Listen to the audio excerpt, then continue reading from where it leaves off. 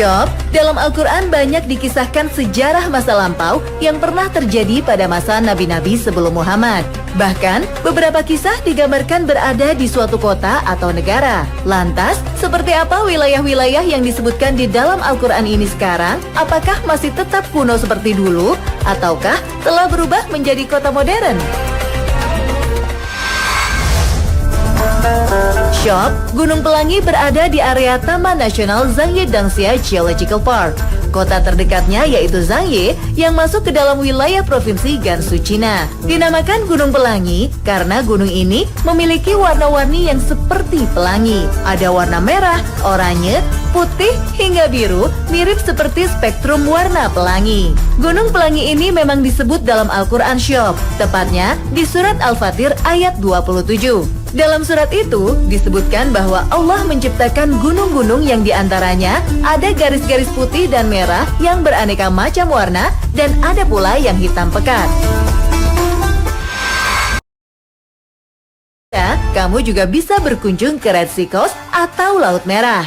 Lokasinya berada di bagian timur Mesir. Saat berkunjung ke sini, kamu bakal disuguhkan air laut yang tampak jernih dengan berbagai jenis ikan beraneka ragam. Bahkan kamu juga bisa menikmati resort mewah dan eksotik bersama dengan area spot diving terbaik. Dinamakan Laut Merah karena pada waktu-waktu tertentu air laut di sekitar permukaannya berwarna merah akibat ledakan pertumbuhan ganggang Trichodesmium erythraeum.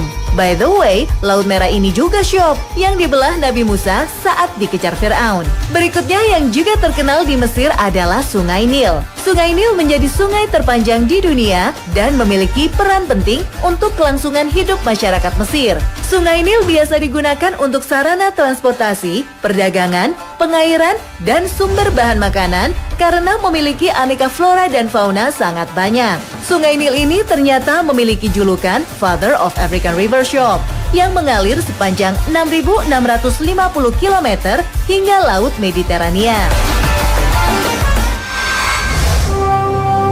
Berikutnya kita menuju kota Al-Hijr. Al-Hijr diabadikan menjadi nama salah satu surat dalam Al-Quran, yakni surat ke-15 di juz 14. Al-Hijr juga disebut Madain Saleh atau kotanya Nabi Saleh Shop. Kisah sang Nabi bersama mukjizat unta ajaibnya yang keluar dari batu terjadi di kota ini. Madain Saleh disebut juga sebagai Al-Ula, Hegra, kota hantu atau kota terkutuk di Arab Saudi hingga Rasulullah SAW bersabda melarang untuk mengunjunginya. Dalam suatu riwayat diceritakan bahwa Nabi Muhammad semasa hidupnya selalu mempercepat langkah ketika melewati kota Al-Ula ini. Bahkan saat berjalan melewatinya, Nabi Muhammad tidak menoleh ke kanan atau ke kiri sedikit pun. Selain itu, Ibnu Battuta pernah melewati kota ini dan mencatat bahwa rombongan karavan yang bersamanya enggan untuk berhenti di Al-Ula. Konon, keengganan untuk berhenti itu dikaitkan dengan Al-Ula yang disebut kota hantu atau kota terkutuk. Dikatakan juga bahwa masyarakat Arab menyebut Al-Ula sebagai markas jin yang harus dijauhi karena kaum Nabatean menolak meninggalkan kepercayaan mereka. Mereka disebut tidak menyembah Tuhan, melainkan menyembah dewa-dewi. Shop, lokasi Madain Saleh berada sekitar 400 meter dari kota Madinah. Di sana terdapat banyak bukti-bukti sejarah berupa pahatan-pahatan yang luar biasa. Namun saat ini, kota Al-Hijr hanya tersisa jejaknya saja yang berupa sebuah situs pahatan-pahatan gunung yang sangat megah. Kota ini tak lagi dihuni mengingat umat Nabi Saleh, yaitu kaum Samud, telah musnah karena azab. Allah menyisakan puingnya sebagai pelajaran bagi umat setelahnya. Wilayah Al-Hijr juga menjadi salah satu World Heritage UNESCO. Terlepas dari penilaian itu, kota hantu Al-Ula kembali dihuni oleh sebagian penduduk Arab hingga saat ini. Kawasan bersejarah ini akan dikembangkan agar semakin menarik minat wisatawan mancanegara.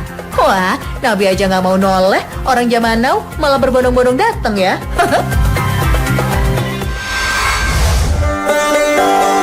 Shop, dalam sebuah artikel Yerusalem in the Quran yang dipublikasikan di dalam jurnal British Journal of Middle Eastern Studies menyatakan Yerusalem disebut sebanyak 70 kali dalam Al-Quran, baik secara implisit maupun eksplisit. Penyebutan Yerusalem tersebar di 21 surat.